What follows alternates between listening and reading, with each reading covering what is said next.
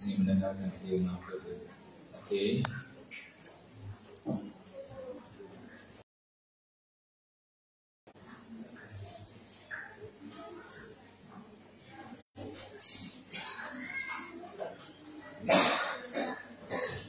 Oke, kita salam Bapak Ibu.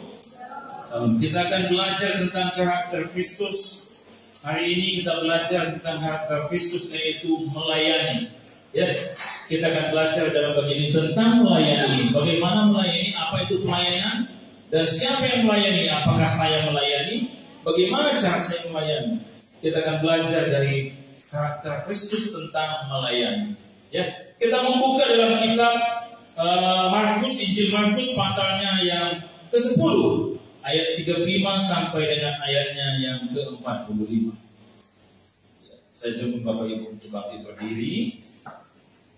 Sekali lagi untuk menjawab, apakah saya selama ini sudah melayani? Bagaimana melayani? Apakah cara saya sudah pas untuk melayani? Dan saya kali ini bukan pendeta, apakah saya juga melayani? Maka kita akan belajar dalam bagian ini, ya. Kita membuka dalam kitab Injil Markus pasalnya yang ke-40, pasalnya ke-10 ayat 35 sampai dengan ayatnya yang ke-45. Saya baca ayat ganjil, Bapak Ibu ayat genap. Permintaan Yakobus dan Yohanes bukan memerintah, melainkan melayani. Lalu Yakobus dan Yohanes, anak-anak Zebedeus, mendekati Yesus dan berkata kepadanya, Guru, kami harap supaya Engkau kiranya mengabulkan suatu permintaan kami. Jawabnya kepada mereka, apa yang menghendaki Lalu kata mereka, perkenankanlah kami dulu dalam kemuliaan kelak, yang seorang lagi di sebelah kananmu, yang seorang lagi di sebelah kiri. Tetapi kata Yesus kepada mereka, kamu tidak tahu apa yang meminta. Dapatkah kamu meminta hal yang maksud minum dan dihabis dengan pisah dan maksud dari mana? Jawab mereka, kami dapat. Yesus berkata pada mereka, memang kamu akan meminum cawan yang harus kuminum, dan akan dibaptis dengan baptisan yang harus kuterima. Tetapi kamu senang dan mengatakan itu, aku tidak berhak memberikannya. Itu akan diberikan kepada orang-orang yang bersiap itu telah disediakan. Mendengar itu 10 murid yang lain menjadi marah kepada Yakobus dan Yohanes. Tetapi Yesus memanggil mereka lalu berkata, kamu tahu bahwa mereka yang disebut pemerintah masa-masa pemerintah rakyatnya dengan keras nafsi dan dosa-dosanya menjalankan kuasanya dengan keras atas mereka. Tidaklah demikian di antara kamu. Barang siapa ingin menjadi besar di antara kamu, hendaklah ia menjadi pelayanmu. Dan barang siapa ingin menjadi yang penuh kepada antara kamu, hendaklah ia menjadi hamba untuk semuanya. Anak-anak manusia juga datang bukan untuk dilayani, melainkan untuk melayani dan untuk memberikan nyawanya menjadi tebusan bagi banyak orang. Puji Tuhan, silakan dulu Bapak Ibu, Saudara. Ya, puji Tuhan, hari ini saya melayani, diberikan kesempatan oleh Tuhan dan juga dijadwalkan oleh Gembala. Puji Tuhan, Bapak Ibu Saudara. Ini bulan Oktober, ya, bulan Oktober tanggal 2 bulan Oktober, dan kita boleh bersama-sama. Memang bulan ini mungkin hari Minggu, mungkin cuma minggu ini, hari Minggu ini saya bisa bertatap muka dengan Bapak Ibu, ya. Ini ada 5 minggu. Minggu kedua saya ada di Riau, minggu ketiga saya ada di Toraja, minggu keempat saya ada di Sukabumi, minggu kelima saya ada di Padalarang. Dan saya mesti melaksanakan tugas ini sebagai pengurus Majelis Pusat Gereja Gerakan Pentakosta untuk melatih beberapa hamba Tuhan. Bapak Ibu Saudara, ini adalah sebuah pelayanan. Tetapi apakah ini pelayanan yang dimaksudkan oleh Tuhan? Bapak Ibu Saudara, ini penting sekali. Ya, kita akan melihat dalam bagian ini. Apa itu artinya yang melayani? Banyak orang yang mau melayani. Banyak orang yang ingin melayani. Banyak orang berkata sekali sudah melayani. Dan ada orang berkata, kami kan bukan pendeta, ngapain kami melayani? Bapak Ibu Saudara, pertama coba kita lihat, apa itu pelayanan? Pelayanan adalah membantu menyiapkan atau mengurus yang diperlukan seseorang, menerima atau mengendalikan. Ini arti melayani. Siapa yang melayani? Bapak Ibu Saudara, tugas pelayanan bukan hanya tugas pendeta, tugas majelis, tapi tugas kita semua. Proses di mana kita beraktivitas, kita mesti akui bahwa itu anugerah Tuhan, kepercayaan yang Tuhan beri. Karena itu, entah kita sebagai pebisnis, entah kita sebagai mahasiswa, entah kita sebagai pekerja, kita mesti melihat bahwa semua ini adalah dunia pelayanan yang Tuhan berikan bagi kita. Karena itu maka tentang karakter melayani tidak hanya di gereja, tetapi di luar gereja pun kita mesti menerapkan tentang karakter melayani. Ya Bapak Ibu ya, jelas ya Bapak Ibu ya. Jadi jangan kita berpikir bahwa cuma di gereja aja pelayanan, tapi di gereja adalah pembekalan untuk melayani. Nanti keluar dari gereja mempraktikkan prinsip melayani. Entah kita berusaha, bagaimana melayani yang benar? Bagaimana cara melayani? Apakah saya sudah melayani selama ini? Entah saya sebagai pendeta, entah saya sebagai pebisnis, entah saya sebagai pekerja, entah saya sebagai mahasiswa. Ya, apakah saya sudah memegang teguh prinsip atau karakter masalah melayani? Banyak orang yang suka melayani. Banyak orang yang katanya sudah mengerti tentang pelayanan. Tetapi pelayanan bukan sebuah teori. Pelayanan adalah sebuah karakter. Karena itu, pelayanan itu mesti dipraktekkan. Mesti dapat dilihat oleh orang lain. Kamu adalah garam dan terang dunia. Terang itu mesti dapat dipakai orang lain. Garam itu mesti bermanfaat bagi orang lain. Bapak Ibu Saudara, ya, mari kita akan melihat bagaimana karakter dalam melayani. Siapa yang bisa melayani? Mengapa saya harus melayani? Apa itu pelayanan?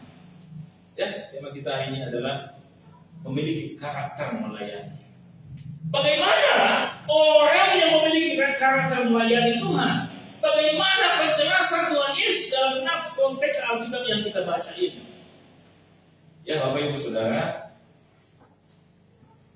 ayat 35 sampai 40 adalah permohonan Yohanes dan Yakobus, anak Zebedeus, supaya mereka mendapat kepercayaan pelayanan yang lebih besar dari antara murid-murid yang lainnya. Kalau kita lihat dari Injil Matius, sebetulnya bukan Yakobus dan Yohanes yang berkata, tetapi mamanya Yohanes dan Yakobus anak Zebedeus berkata kepada Tuhan Yesus, berikanlah tempat yang lebih bagi anak-anakku, karena mereka ini telah melayani Engkau. Nah, kenapa Bapak Ibu ini? Orang tua Yakobus menaikkan proposal kepada Tuhan Yesus, karena orang tua Yakobus ini adalah orang kaya. Dari semua murid-murid Tuhan Yesus yang 12 itu, Zebedeus adalah orang yang paling kaya, orang tua daripada Yohanes dan Yakobus. Karena mereka adalah juragan kapal. Sehingga karena fasilitas yang mereka miliki, sumbangan mereka cukup besar dalam melayani Tuhan. Ibu-ibu membantu pelayanan Tuhan Yesus. Salah satunya adalah mama daripada Yakobus dan Yohanes. Jadi karena mereka adalah orang yang mungkin secara status ekonomi dari semua murid ini adalah orang yang paling mapan, maka mereka menginginkan sebuah pelayanan yang lebih dipercayakan kepada mereka. Wajar nggak minta begitu? Wajar nggak? Wajar banget. Itu kan? Ya gitu ya. Tetapi apa kata Tuhan Yesus tentang pelayanan? Maka ada dua hal, ya, supaya kita mengerti tentang melayani. Bagaimana melayani? Yang pertama, melayani harus memiliki hati seorang hamba. Sama-sama kita katakan. Melayani harus memiliki hati seorang hamba. Bagaimana kata hamba? Hamba itu doulos. Artinya adalah budak ya, bukan budak letik bahasa Sundanya. Ya.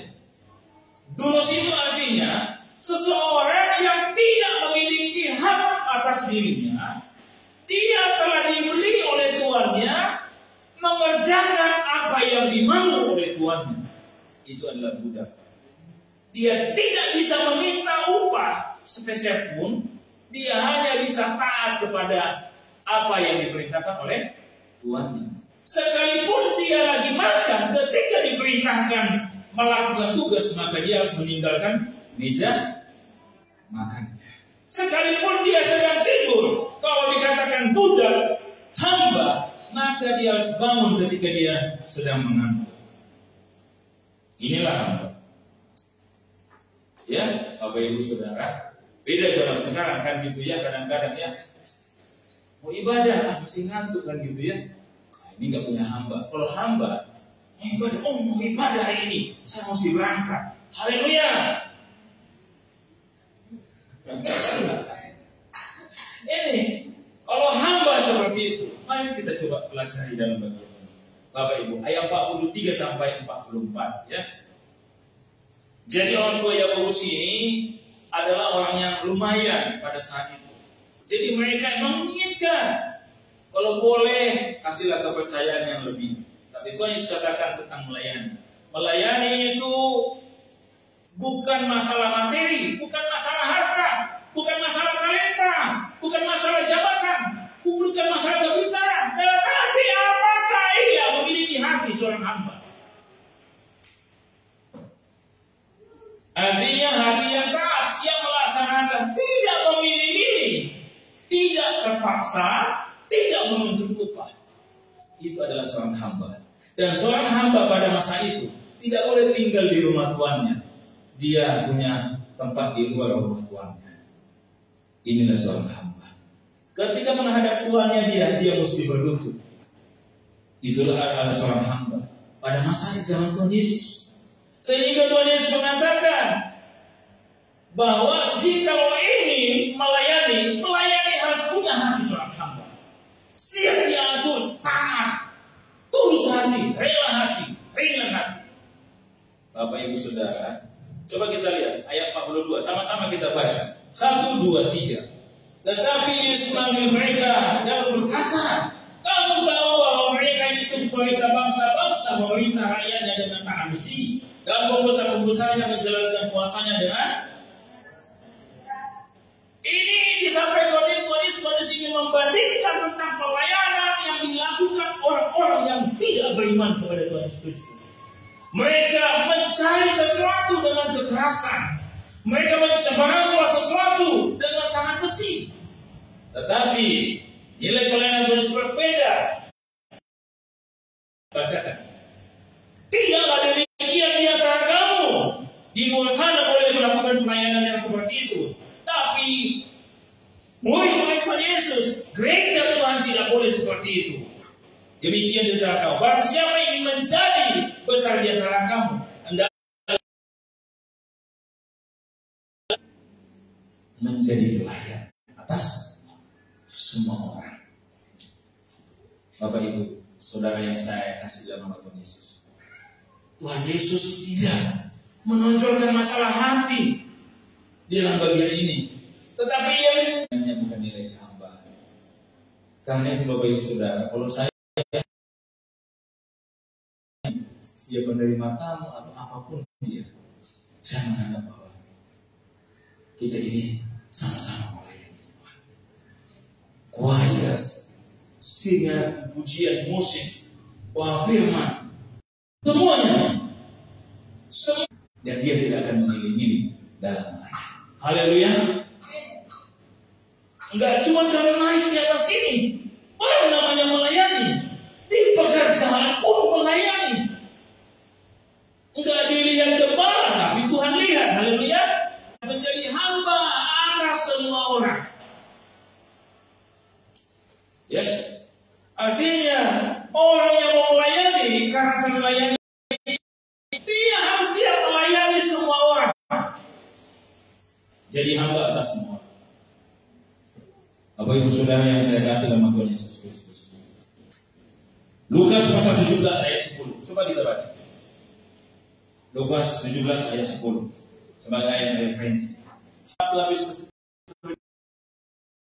Habis itu mesti berangkat pelayanan. Saya kadang-kadang dengan kakak kelas. Kakak kelas saya itu kadang-kadang sengaja dia lambat datang. Tahu kenapa? Supaya saya duluan sampai di gereja tempat pelayanan. Lalu saya ngepel, bersihkan kamar mandi dan sebagainya, ngepel gereja.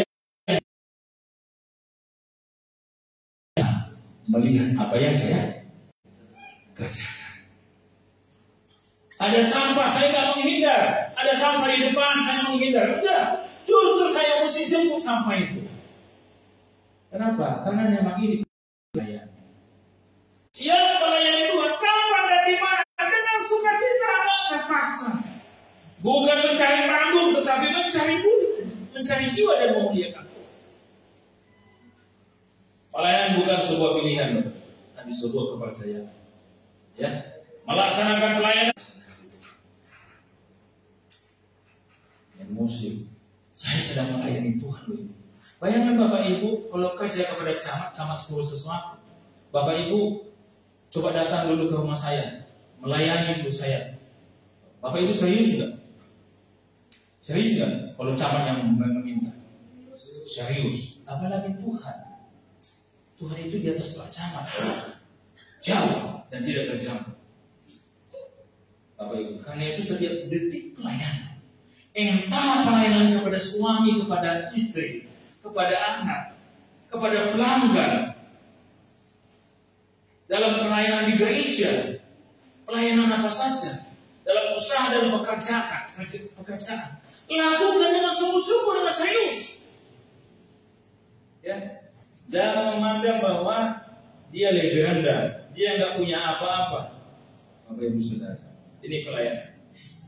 Kita mesti melihat bahwa dalam prinsip dagang aja, pelanggan adalah raja atau tuan.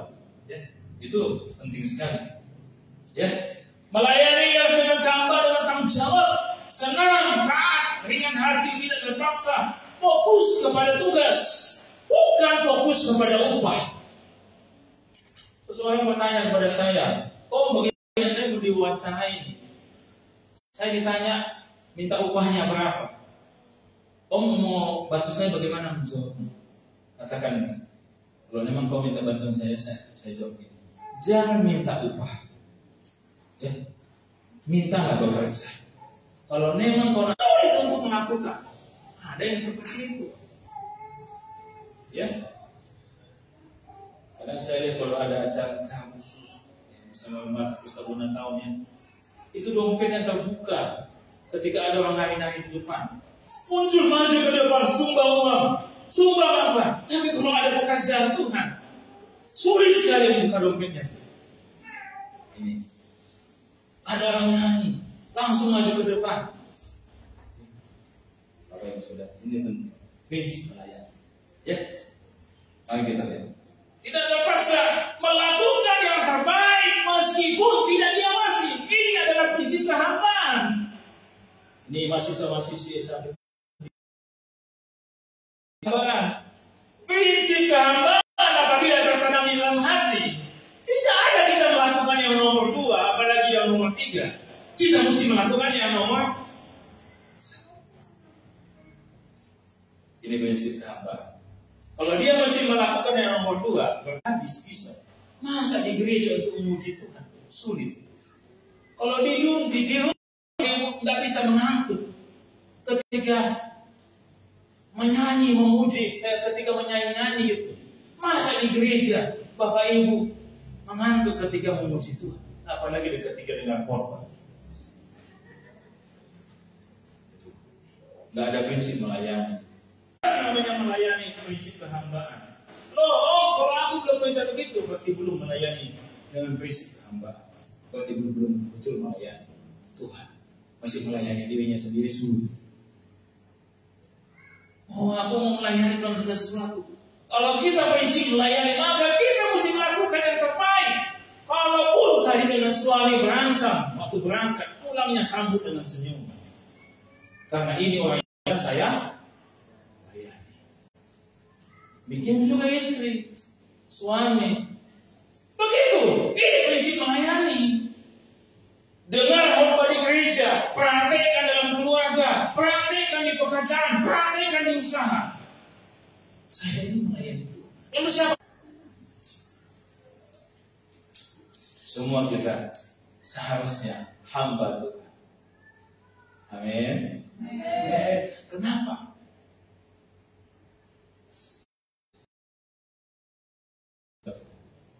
Karena saya telah ditebus Tuhan. Saya milik Tuhan. Efesus pasal 2 ayat 10 berkata, kita ini adalah ciptaan Allah, diciptakan dalam Kristus Yesus untuk melakukan pekerjaan yang baik. Tapi suami saya ayo Pak, saya buka sepatunya walaupun bau kaos kakinya.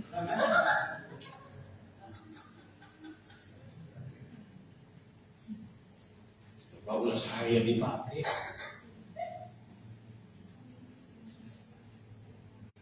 Di gereja aja kelihatan damai, kadang-kadang pulang dari rumah, belum lagi sampai di rumah. Perdebatan sudah dimulai.